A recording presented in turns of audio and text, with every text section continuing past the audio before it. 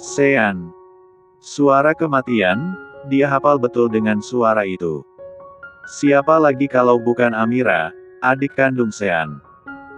Pasangan itu bingung sendiri dengan kedatangan Amira yang mendadak muncul dengan membawa kantong plastik di tangannya, sepertinya dari warung depan sana.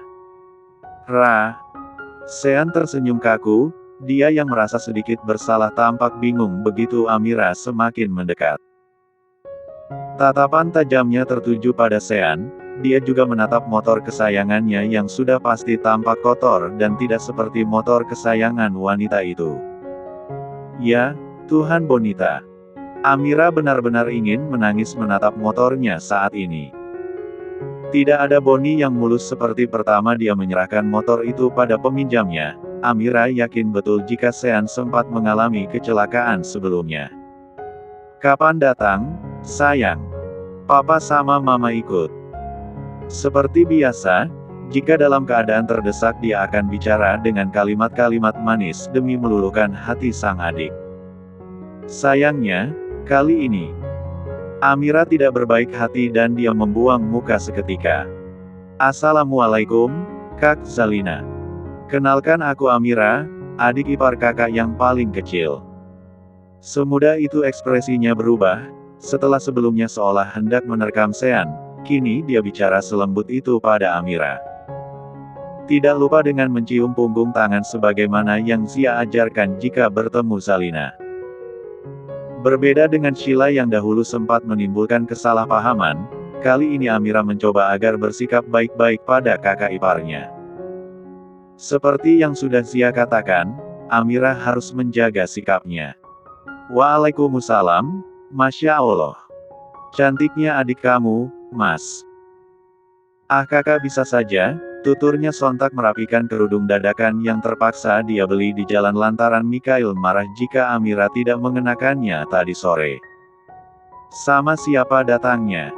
Ramai, Kak. Lihat saja di dalam mereka sudah menunggu. Tutur Amira mempersingkat pembicaraan karena dia harus bisa memanfaatkan waktu untuk bicara empat mata-mata bersama Sean. Kalau begitu ayo masuk, Mas Sean juga ayo. Masuk. Sebentar, Kak. Aku mau minta waktunya sebentar saja untuk bicara sama Kak Sean, boleh iya? Kak Lina, maksudnya kakak duluan saja. Ucap Amira memang sedikit grogi bertemu dengan istri Sean hingga dia bingung sendiri hanya perkara nama. Oh begitu, ya sudah kakak masuk duluan ya. Iya. Sean menjerit dalam batinnya, dia menatap sang istri yang kini semakin menjauh. Demi Tuhan dia takut sekali akan menjadi sasaran amarah Amira malam ini. Terlebih lagi dia yang sengaja menolak panggilan telepon dari Amira beberapa waktu lalu. Amira berkacak pinggang, dia membuang napas kasar dan menatap tajam Sean yang kini dengan tanpa dosanya tersenyum tipis seolah bertemu sahabat lama. Batagornya belum sempat, Kan kakak belum pulang? Tuturnya sembari menjaga jarak demi menghindari tangan Amira yang tampak terkepal di hadapannya. Siapa yang mau batagor? Sekarang aku tanya kakak bawa kemana Boni? Jalan-jalan, sayang, tapi tidak lama. Sumpah. Motormu masih aman seperti awal. Bohong banget, itu kelihatan banget abis kecelakaan. Kakak bawa motornya gimana? Kesal Amira lantaran sang kakak masih saja mengelak padahal bukti sudah jelas terlihat. Iya sih, tapi itu tidak sengaja, Aku nabrak pembatas jalan, setelah itu ya jatuh biasa, itu lecetnya dikit kamu bisa lihat, ucapnya enteng sekali mengatakan lecet sedikit, padahal bagi seseorang yang menyayangi barangnya jelas saja hal ini benar-benar masalah besar. Sedikit. Kakak bilang sedikit. Sedikit apanya, Kak? Ingin sekali Amira menangis di hadapan Sean saat ini juga. Bukan masalah harga, bukan pula soal gantinya. Namun, cara Amira mendapatkan motor itu sangat tidaklah mudah. Sean datang dan mengenalkan motornya dengan kasar ke aspal hingga terlihat cacat begitu. Kan bisa diperbaiki, Kakak cuma belum punya waktu, nanti ya. Kak Sean. Amira mengepalkan tangan dengan gigi yang kini bergemelutuk. Jika saja bukan di kediaman Kiai Husain, mungkin Amira akan memberontak dan berguling-guling di halaman saat ini. Maaf, kakak sibuk soalnya, Ra. Sean mengusap pelan bahu adiknya, sadar jika kini di tengah menjadi penyebab amarah sang adik.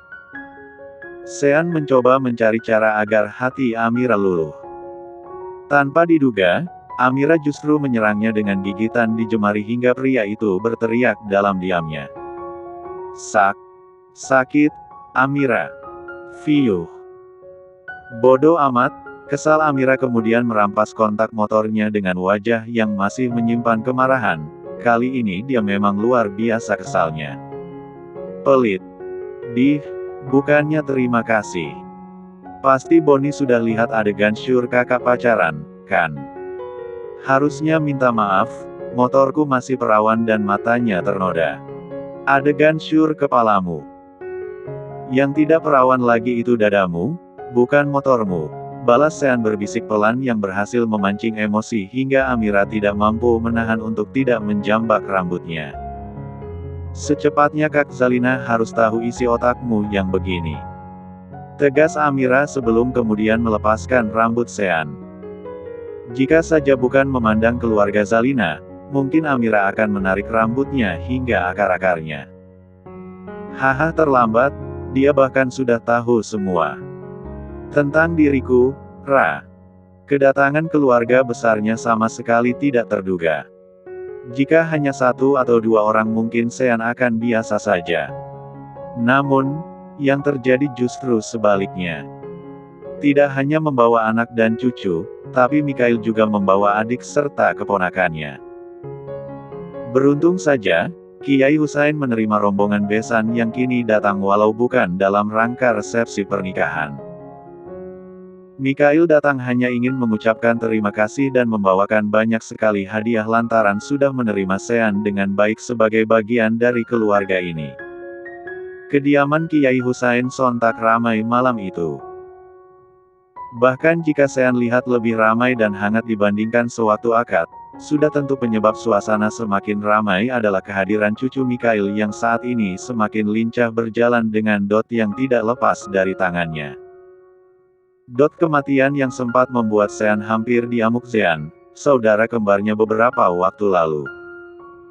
Huzai tetap aktif seperti biasa sekalipun rumah ini baru pertama kali mereka kunjungi. Terlebih lagi, saat ini Sanum, putri dari Mahdania juga sedang lucu-lucunya. Pesona bayi 6 bulan itu berhasil membuat Huzai betah hingga lupa keberadaan orang tuanya. Untung Nia tidak jadi pulang hari ini, Umi Masya Allah ketemu sama saudara, mana cantik-cantik semua lagi. Seperti biasa Mahdania paling mudah bergaul di lingkungan baru. Zalina sejak tadi hanya tersenyum dan menunduk demi menjaga sikap di hadapan para iparnya.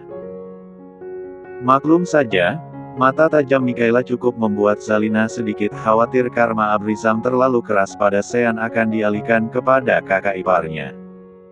Aduh teteh muji mulu teh. Lengkara yang memang mudah sekali tersanjung dengan pujian cantik sontak memberikan ekspresi sok imut di hadapan Mahdania. Menurutnya wanita itu lebih seru, sejak awal mereka bertemu Dania yang paling banyak bicara. Aduh, dipanggil teteh. Jadi suka? Jawab Mahdania tidak ada bedanya dari Lengkara yang juga salah tingkah hanya karena sebuah panggilan. Bisa saja si Karaya, oh ya Nia aku lihat-lihat suami kamu dokter. Kalau tidak salah Bayu itu adik tingkatku sewaktu kuliah, tutur Mikhaila setelah memendam rasa penasaran sejak tadi sore. Oh iya. Dunia memang sempit ternyata, Masya Allah. Wajar tadi Mas Bayu sampai melongo, aku sudah mikir macam-macam loh tadi, ujar Mahdania yang kemudian menepuk lengan Mikhaila hingga wanita itu terkejut. Aduh mikir yang gimana nih? Ya macam-macam pokoknya, apalagi Umi pernah bilang kalau salah satu kakak Sean dokter juga sampai Mas Bayu kepincut kan bahaya, kalau sampai dibandingin sama dokter yang kompeten sudah pasti akunya dibuang, Kak. Kok begitu mikirnya? Kamu, kan perawat juga, Nia, sahut Mikaela yang benar-benar terhibur dengan pernyataan Mahdania. Aduh, nak Mika, wajar saja kalau Nia takut kalah saing. Putri Umi yang satu ini memang agak mengkhawatirkan, dia lulus saja sudah alhamdulillah. Nia sekolah agak memaksakan kehendak sampai susah sendiri. Mikaela mengerja pelan, kenapa pernyataan Umi Rosita agak menyentil dirinya sendiri. Belum lagi kini Zia justru mengulum senyum dan mempertegas jika dia juga merasakan hal yang sama. 10. Aduh, ternyata kita banyak kesamaan, jadi nyesel tidak sejak akad ikut ke sini. Oh iya. Sama apanya, Kak? Tanya Nia berbinar begitu mendengar ungkapan dokter cantik ini bahwa mereka memiliki kesamaan. Sama bodohnya, hahaha.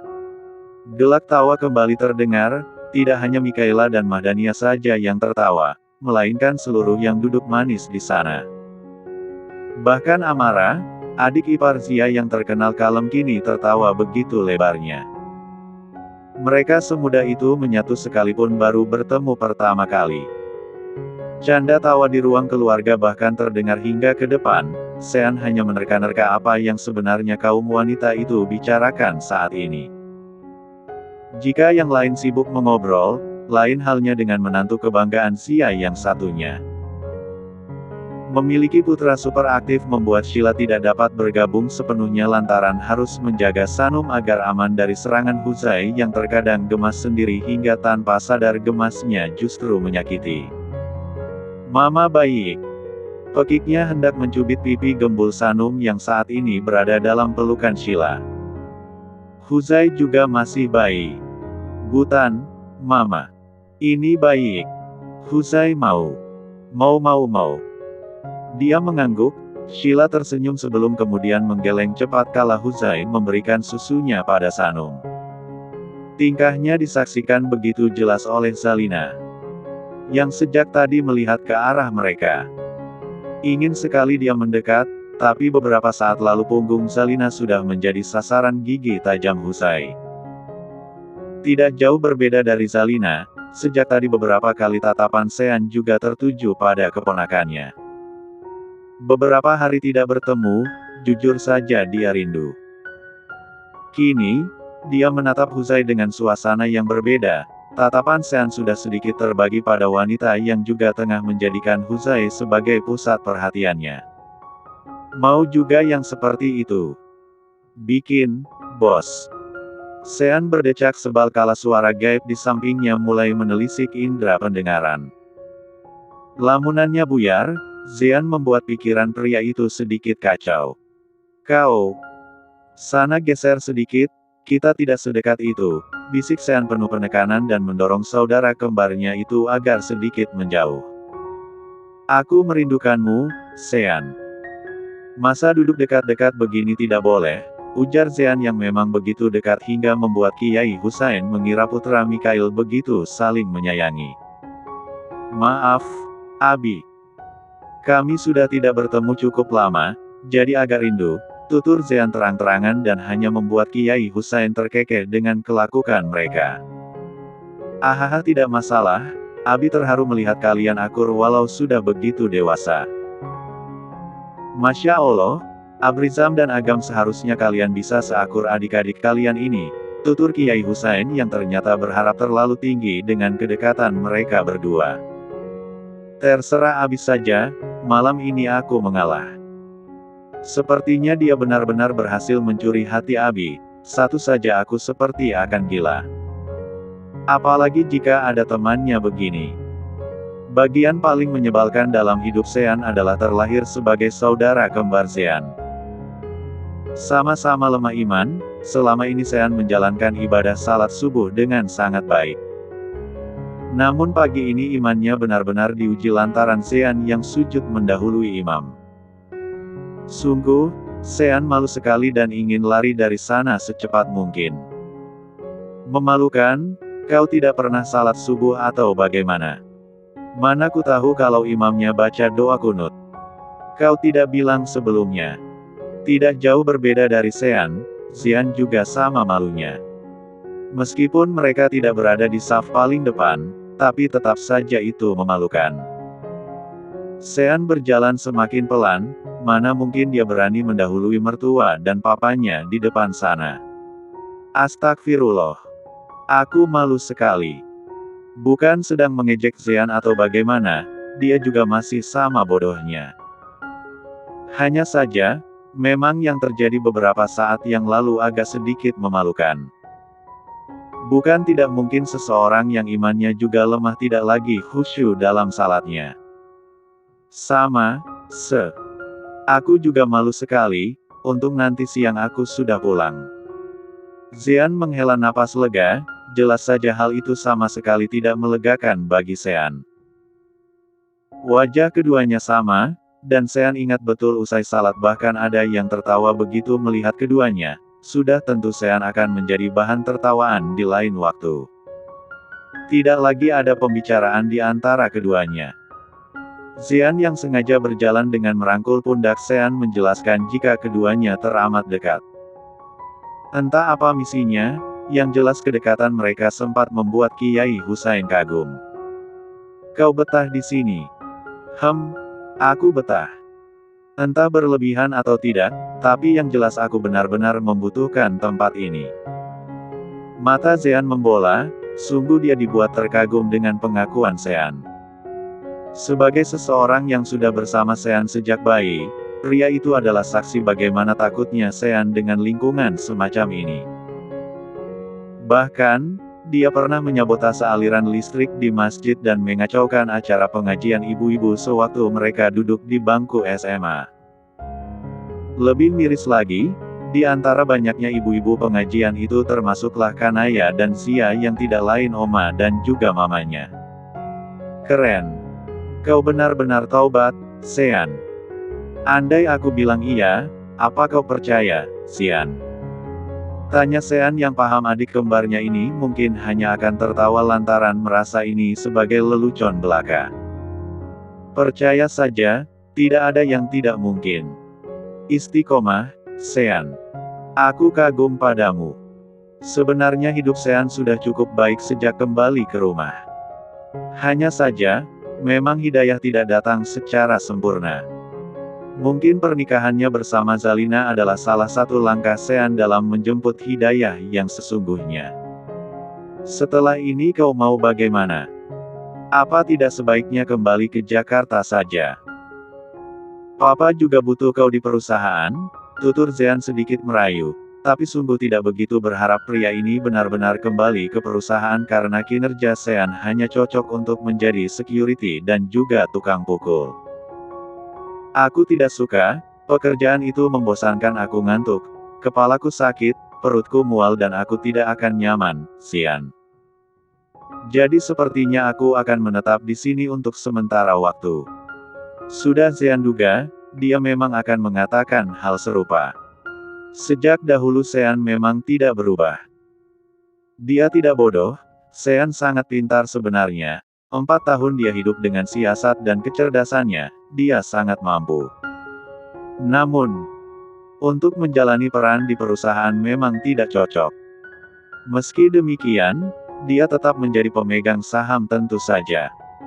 Mikhail mempersiapkan masa depan putra dan putrinya dengan sangat adil. Jadi sekalipun Xian bebas dengan hidupnya, Mikhail juga sangat mengutamakan finansial putranya itu. Lalu bagaimana? Kau punya cita-cita mendirikan bengkel di kota ini? Mungkin, jawab Xian singkat yang kini menatap nanar ke depannya. Kok mungkin? Jawabnya harus yakin, Xian. Aku bicara begini agar kakak iparmu tidak memandangmu sebelah mata. Aku melihatnya saja seram, matanya menakutkan. Sejak awal datang menemui keluarga Zalina baik-baik, Abrizam memang sudah menabuh genderang perang. Dia satu-satunya yang menolak dan tetap ingin memenjarakan Xian. Hingga, ketika Xian kembali datang, alih-alih membaik sorot kebencian itu masih sama jelasnya. Apa iya karena itu? Sudah jelas, kakak iparmu itu buta. Bukankah dia punya televisi juga? Harusnya sedikit bisa mengenal dirimu, nama besar Opa, kekayaan Papa dan yang lain seharusnya cukup untuk membuat dia tersadar. Kenapa dia masih saja menganggapmu Xian? Tidak semuanya tentang harta dan popularitas. Abrizam mungkin tidak terima aku menjadi adik iparnya karena agamaku. Tidak perlu dipermasalahkan nama besar Opa atau kekayaan Papa, karena kenyataannya itu tidak berarti, Xian. Sean. Langkah keduanya terhenti, sontak pembicaraan itu mendadak serius hingga Sean bahkan menghela napas lebih dulu. Xian menatapnya lekat-lekat, cukup lama mengenal Sean, tapi memang dia menangkap perubahan dari dalam diri Sean. Aku juga sempat berpikir begitu, menamparkan Abrizam dengan harta yang kupunya dan mematahkan kesombongannya dengan cara yang sama ya, aku pernah berpikir bahwa itu adalah cara membuat dia diam. Akan tetapi, aku tidak melakukannya karena sadar hal itu tidak berguna. Tuhan sangat membenci hambanya yang angkuh, menyombongkan apa yang hanya menjadi titipan dengan begitu bangganya. Maaf, Xian, aku mungkin terdengar menjijikkan, tapi saranmu kali ini tidak akan aku ikuti. Xian tertampar pagi ini, dadanya terhenyak dengan kalimat sederhana Xian yang membuatnya mendadak sadar betapa angkuh di dirinya. Entah Zalina atau diri Xian sendiri yang mengubah caranya berpikir, tapi Xian benar-benar merasa Xian berubah. Xian, kau benar-benar beruk. Kata Ustadz begitu, aku nonton ceramahnya kemarin, Xian, jadi kata-katanya agak sedikit lupa. Sesekali kau tonton, nanti aku kirim link videonya ya. Mata Xian yang tadinya suah berbinar kini redup perlahan. Wajar saja dia mendadak bijaksana hingga Xian sendiri bingung dengan siapa dia bicara. Aku terlalu cepat memujinya.